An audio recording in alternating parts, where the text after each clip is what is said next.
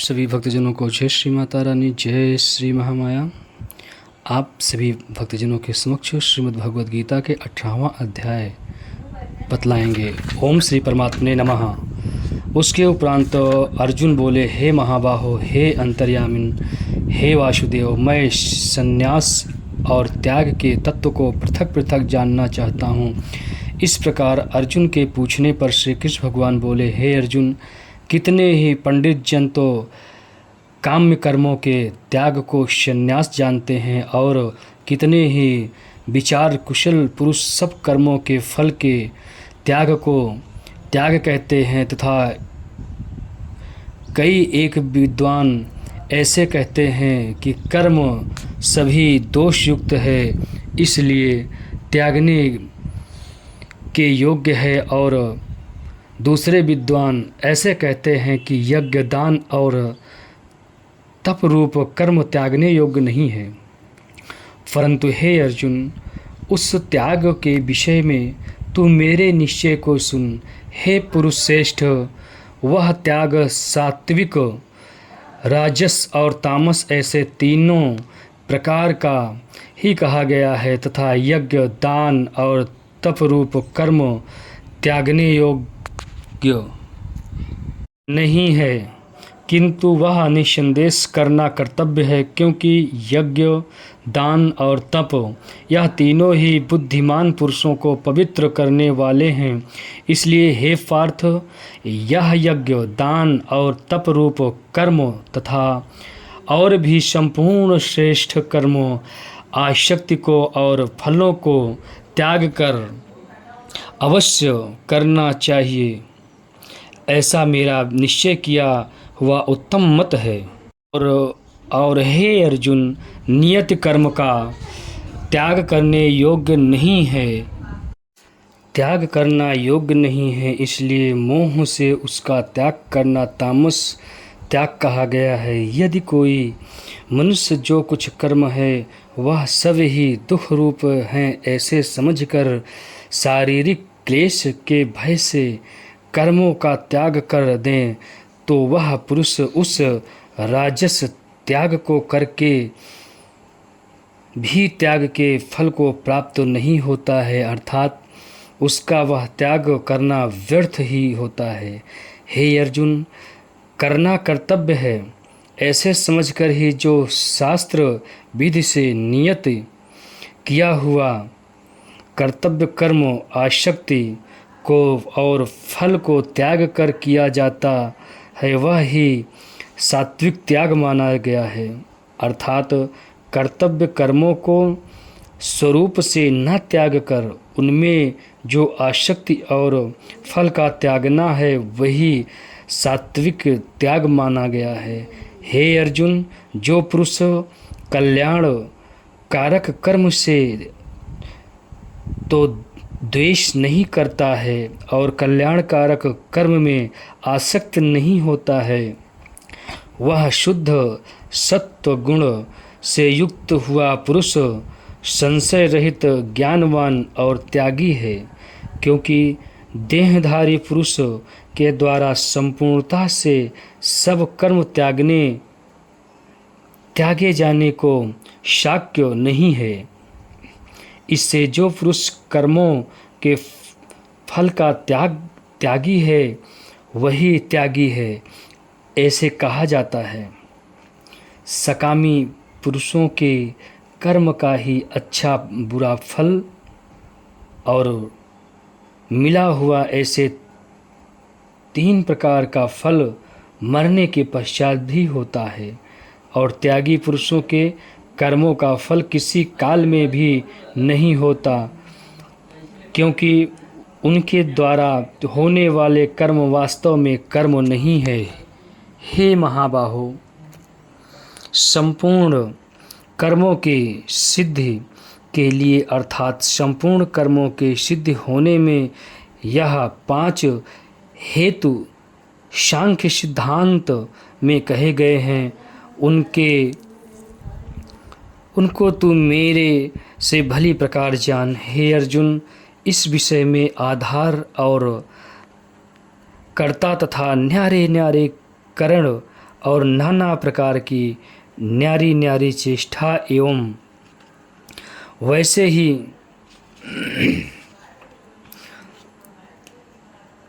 पांचवा हेतु दैव कहा गया है, क्योंकि मनुष्य मन, वाणी और शरीर से शास्त्र के अनुसार अथवा विपरीत भी जो कुछ कर्म आरंभ करता है उसके यह पांचों ही कारण हैं। परंतु ऐसा होने पर भी जो पुरुष अशुद्ध बुद्धि होने के कारण उस विषय के केवल शुद्ध स्वरूप आत्मा को कर्ता देखता है, वह मलिन बुद्धि वाला अज्ञानी यथार्थ नहीं देखता है। हे अर्जुन, जिस पुरुष के अंतःकरण में मैं करता हूँ ऐसा भाव नहीं हो है तथा जिसकी बुद्धि सांसारिक पदार्थों में और संपूर्ण कर्मों में लिपायमान नहीं होती, वह पुरुष इन सब लोगों को मारकर भी वास्तव में न तो मरता है और न पाप से बनता है। हे भारत, ज्ञाता ज्ञान और ज्ञेय यह तीनों तो कर्म के प्रेरक हैं, अर्थात इन तीनों के संयोग से तो कर्म में प्रवृत्ति होने की इच्छा उत्पन्न होती है और कर्ता, करण और क्रिया यह तीनों कर्म के संग्रह हैं, अर्थात इन तीनों के संयोग से कर्म बनता है। उन सब में ज्ञान और कर्म तथा कर्ता भी गुणों के भेद से सांख्य शास्त्र में तीन तीन प्रकार से कहे गए हैं, उनको भी तू मेरे से भली प्रकार सुन। हे अर्जुन, जिस ज्ञान से मनुष्य पृथक पृथक सब भूतों में एक अविनाशी परमात्म भाव को विभाग रहित समभाव से स्थित देखता है, उस ज्ञान को तू सात्विक जान। और जो ज्ञान अर्थात जिस ज्ञान के द्वारा मनुष्य संपूर्ण भूतों में भिन्न भिन्न प्रकार के अनेक भावों को न्यारा न्यारा करके जानता है, उस ज्ञान को तू राजस जान। और जो ज्ञान एक कार्य रूप शरीर में ही संपूर्णता के सदृश आसक्त है, अर्थात जिस विपरीत ज्ञान के द्वारा मनुष्य एक क्षणभंगुर नाशवान शरीर को ही आत्मा मानकर उसमें सर्वस्व की भांति आसक्त रहता है, तथा जो बिना युक्ति वाला तत्व अर्थ से रहित और तुच्छ है, वह ज्ञान तामस कहा गया है। हे अर्जुन, जो कर्म शास्त्र विधि से नियत किया हुआ और कर्तापन के अभिमान से रहित फल को न चाहने वाले पुरुष द्वारा बिना राग द्वेष से किया हुआ है, वह कर्म सात्विक कहा जाता है। और जो कर्म बहुत परिश्रम से युक्त है तथा फल को चाहने वाले और अहंकार युक्त पुरुष द्वारा किया जाता है, वह कर्म राजस कहा गया है। तथा जो कर्म परिणाम, हानि, हिंसा और सामर्थ्य को न विचार कर केवल अज्ञान से आरंभ किया जाता है, वह कर्म तामस कहा जाता है। हे अर्जुन, जो कर्ता आसक्ति से रहित और अहंकार के वचन न बोलने वाला, धैर्य और उत्साह से युक्त, कार्य के सिद्ध होने और न होने में हर्ष शोक आदि विकारों से रहित है, वह कर्ता तो सात्विक कहा जाता है। जो आसक्त से युक्त कर्मों के फल को चाहने वाला और लोभी है तथा दूसरों को कष्ट देने के स्वभाव वाला, अशुद्धाचारी और हर्ष शोक से लिपायमान है, वह कर्ता राजस कहा गया है। जो विक्षेपयुक्त चित्त वाला, शिक्षा से रहित, घमंडी, धूर्त और दूसरे की आजीविका का नाशक एवं शोक करने के स्वभाव वाला, आलसी और दीर्घ सूत्र है, वह कर्ता तामस कहा जाता है। हे अर्जुन, तो बुद्धि का और धारण शक्ति का भी गुणों के कारण 3 प्रकार का भेद संपूर्णता से विभाग पूर्वक मेरे से कहा हुआ सुन। हे पार्थ, प्रवृत्ति मार्ग और निवृत्ति मार्ग को तथा कर्तव्य और अकर्तव्य को एवं भय और अभय को तथा बंधन और मोक्ष को जो जिस बुद्धि तत्व से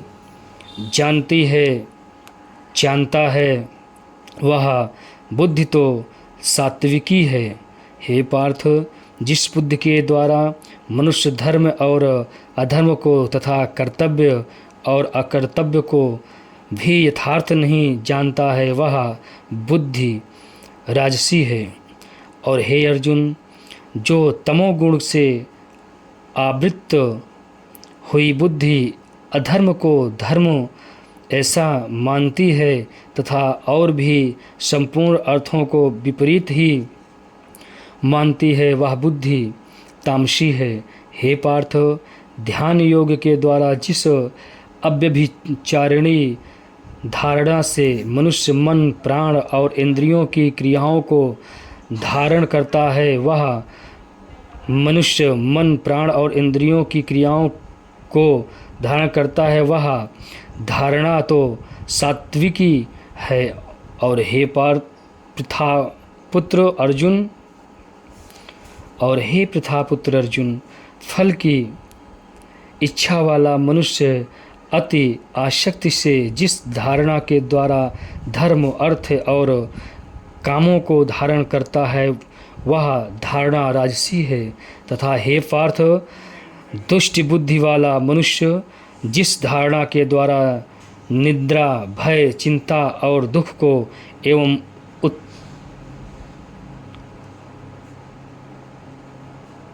उन्मत्तता को भी नहीं छोड़ता है, अर्थात धारण किए रहता है, वह तामसी है।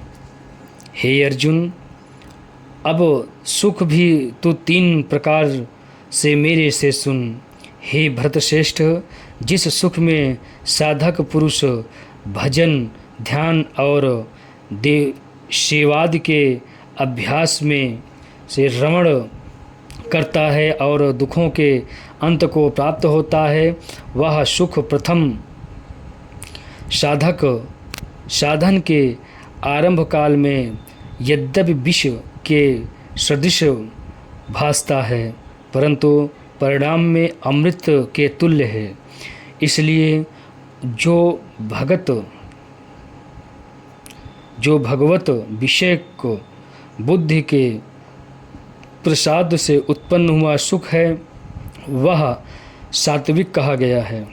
जो सुख विषय और इंद्रियों के संयोग से होता है, वह यद्यपि भोग काल में अमृत के सदृश भासता है, परंतु परिणाम में विष के सदृश है। इसलिए वह सुख राजस कहा गया है। तथा जो सुख भोग काल में और परिणाम में भी आत्मा को मोहने वाला है, वह निद्रा, आलस्य और प्रमाद से उत्पन्न हुआ भी सुख तामस कहा गया है। और हे अर्जुन, पृथ्वी में या स्वर्ग में अथवा देवताओं में ऐसा वह कोई भी प्राणी नहीं है कि जो इस प्रकृति से उत्पन्न हुए तीनों गुणों से रहित हो, क्योंकि यावन मात्र सर्व जगत त्रिगुणमयी माया का ही विकार है। इसलिए हे परंतप ब्राह्मण, क्षत्रिय और वैश्यों के तथा शूद्रों के भी कर्म स्वभाव से उत्पन्न हुए गुणों करके विभक्त किए गए हैं, अर्थात पूर्वकृत कर्मों के संस्कार रूप स्वभाव से उत्पन्न हुए गुणों के अनुसार विभक्त किए गए हैं। उनमें अंतःकरण का निग्रह, इंद्रियों का दमन, बाहर भीतर की शुद्धि, धर्म के लिए कष्ट सहन करना और क्षमा भाव एवं मन, इंद्रिय और शरीर की सरलता, आसक्ति बुद्धि, शास्त्र विषयक ज्ञान और परमात्म तत्व का अनुभव भी, ये तो ब्राह्मण के स्वाभाविक कर्म हैं। शूरवीरता, तेज, धैर्य, चातुरता और युद्ध में भी न भागने का स्वभाव एवं दान और स्वाभिमान अर्थात निस्वार्थ भाव से सबका हित सोचकर शास्त्रानुसार शासन द्वारा प्रेम के सहित पुत्रतुल्य प्रजा को पालन करने का भाव, ये सब क्षत्रिय के स्वाभाविक कर्म हैं। खेती, गोपालन और क्रय विक्रय रूप सत्य व्यवहार ये वैश्य के स्वाभाविक कर्म हैं और सब वर्णों की सेवा करना यह शूद्र का भी स्वाभाविक कर्म है। एवं इस अपने अपने स्वाभाविक कर्म में लगा हुआ मनुष्य भगवत प्राप्ति रूप परम सिद्ध को प्राप्त होता है, परंतु जिस प्रकार से अपने स्वाभाविक कर्म में लगा हुआ मनुष्य परम सिद्ध को प्राप्त होता है, उस विधि को तू मेरे से सुन। हे अर्जुन, जिस परमात्मा से सर्वभूतों की उत्पत्ति हुई है और जिससे यह सर्व जगत व्याप्त है, उस परमेश्वर को अपने स्वाभाविक कर्म द्वारा पूजकर मनुष्य परम सिद्धि को प्राप्त होता है। इसलिए अच्छी प्रकार आचरण किए हुए दूसरे के धर्म से गुण रहित भी अपना धर्म श्रेष्ठ है, क्योंकि स्वभाव से नियत किए हुए स्वधर्म रूप कर्म को करता हुआ मनुष्य पाप को नहीं प्राप्त होता। अतएव हे कुंती पुत्र, दोषयुक्त भी स्वाभाविक कर्म नहीं त्यागना चाहिए, क्योंकि धुएं से अग्नि के सदृश सब ही कर्म किसी न किसी दोष से आवृत है। हे अर्जुन, सर्वत्र आसक्ति रहित बुद्धि वाला, अस्पृहा रहित और जीते हुए अंतःकरण वाला पुरुष सांख्य योग के द्वारा ही परम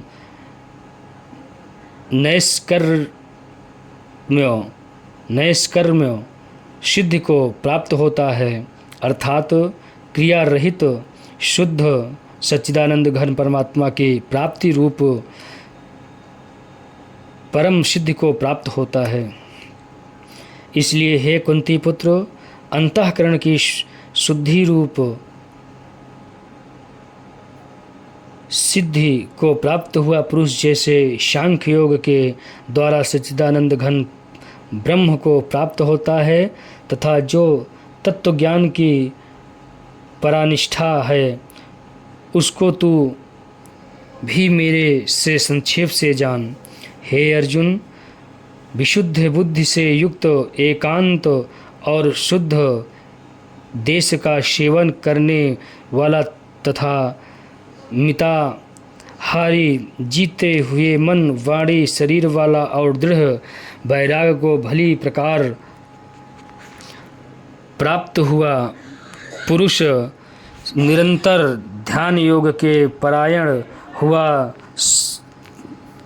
सात्विक धारणा से अंतःकरण को वश में करके सब शब्दादिक विषयों को त्याग कर राग द्वेष को नष्ट करके तथा अहंकार बल घमंड काम क्रोध और संग्रह को त्याग कर ममता रहित और शांत अंतःकरण हुआ सच्चिदानंद घन ब्रह्म में एक ही भाव होने के लिए योग्य होता है। फिर वह सच्चिदानंद घन ब्रह्म में एक ही भाव से स्थित हुआ प्रसन्न चित्त वाला पुरुष न तो किसी वस्तु के लिए शोक करता है और न किसी की आकांक्षा ही करता है एवं सब भूतों में समभाव हुआ मेरी पराभक्ति को प्राप्त होता है। उस पराभक्ति के द्वारा मेरे को तत्व से भली प्रकार जानता है कि मैं जो और जिस प्रभाव वाला हूँ तथा उस भक्ति से मेरे को तत्व से जानकर तत्काल ही मेरे में प्रवेश हो जाता है, अर्थात अनन्य भाव से मेरे को प्राप्त हो जाता है। फिर उसकी दृष्टि में मुझ वासुदेव के सिवा और कुछ भी नहीं रहता। मेरे परायण हुआ निष्काम कर्मयोगी तो संपूर्ण कर्मों को सदा करता हुआ भी मेरी कृपा से सनातन अविनाशी परम पद को प्राप्त हो जाता है।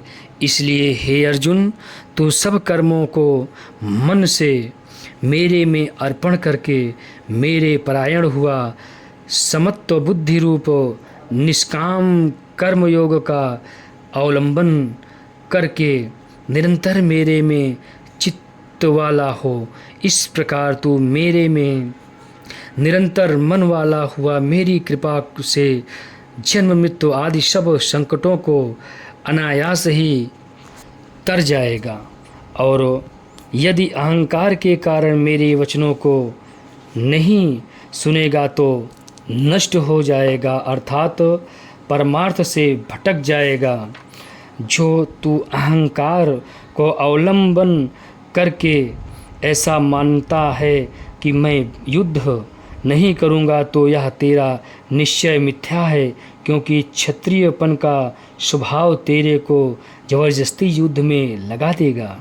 हे अर्जुन, जिस कर्म को तू मोह से नहीं करना चाहता है उसको भी अपने पूर्वकृत स्वाभाविक कर्म से बंधा हुआ परवश होकर करेगा, क्योंकि हे अर्जुन, शरीर रूप यत्न में आरूढ़ हुए संपूर्ण प्राणियों को अंतर्यामी परमेश्वर अपनी माया से उनके कर्मों के अनुसार भ्रमाता हुआ सब भूत प्राणियों के हृदय में स्थित है। इसलिए हे भारत, सब प्रकार से उस परमेश्वर की ही अनन्य शरण को प्राप्त हो। उस परमात्मा की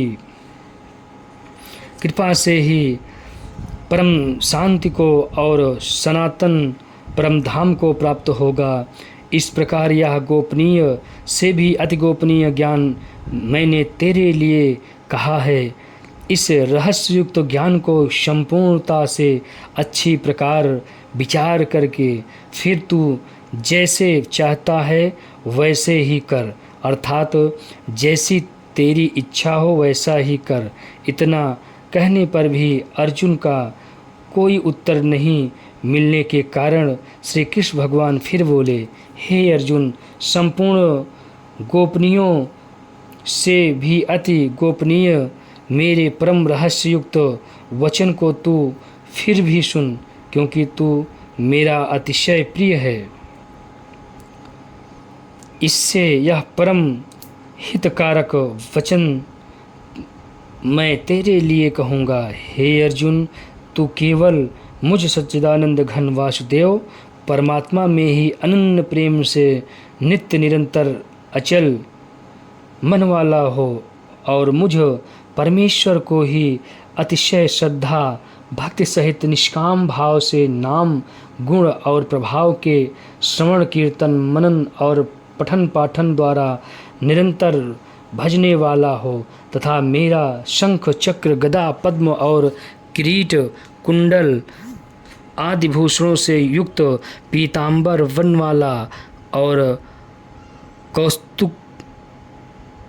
कौस्तुभ मणिधारी विष्णु का मन वाणी और शरीर के द्वारा सर्वस्व अर्पण करके अतिशय श्रद्धा भक्ति और प्रेम से विह्वलता पूर्वक पूजन करने वाला हो और मुझ सर्व शक्तिमान विभूति बल ऐश्वर माधुर्य गंभीरता उदारता वात्सल्य और सुहृदता आदि गुणों से संपन्न सबके आश्रय रूप वासुदेव को विनय भावपूर्वक भक्ति सहित साष्टांग दंडवत प्रणाम कर, ऐसा करने से तू मेरे को ही प्राप्त होगा। यह मैं तेरे लिए प्रतिज्ञा करता हूँ, क्योंकि तू मेरा अत्यंत प्रिय सखा है। इसलिए सर्वधर्मों को अर्थात संपूर्ण कर्मों के आश्रय को त्याग कर केवल एक मुझ सच्चिदानंद घन वासुदेव परमात्मा के ही अनन्य शरण को प्राप्त हो। मैं तेरे को संपूर्ण पापों से मुक्त कर दूंगा, तू शोक मत कर। हे अर्जुन, इस प्रकार तेरे हित के लिए कहे हुए इस गीता रूप परम रहस्य को किसी काल में भी न तो तपरहित मनुष्य के प्रति कहना चाहिए और न भक्ति रहित के प्रति तथा न बिना सुनने की इच्छा वाले के ही प्रति कहना चाहिए, एवं जो मेरी निंदा करता है उसके प्रति भी नहीं कहना चाहिए। परंतु जिनमें यह सब दोष नहीं हैं हों, ऐसे भक्तों के प्रति प्रेम पूर्वक उत्साह के सहित करना चाहिए, क्योंकि जो पुरुष मेरे में परम प्रेम करके इस परम रहस्य युक्त गीता शास्त्र को मेरे भक्तों में कहेगा, अर्थात निष्काम भाव से प्रेम पूर्वक मेरे भक्तों को पढ़ावेगा या अर्थ की व्याख्या द्वारा इसका प्रचार करेगा, निसंदेह मेरे को ही प्राप्त होगा और न तो उससे बढ़कर मेरा अतिशय प्रिय कार्य करने वाला मनुष्य में कोई है और न उससे बढ़कर मेरा अत्यंत प्यारा पृथ्वी में दूसरा कोई होवेगा। तथा हे अर्जुन, जो पुरुष इस धर्म में हम दोनों के संवाद रूप गीता शास्त्र को पढ़ेगा अर्थात नित्य पाठ करेगा, उसके द्वारा मैं ज्ञान यज्ञ से पूजित तो होऊंगा, ऐसा मेरा मत है। जो पुरुष श्रद्धायुक्त और दोष दृष्ट से रहित हुआ इस गीता शास्त्र का श्रवण मात्र भी करेगा, वह भी पापों से मुक्त हुआ उत्तम कर्म करने वालों के श्रेष्ठ लोकों को प्राप्त होएगा।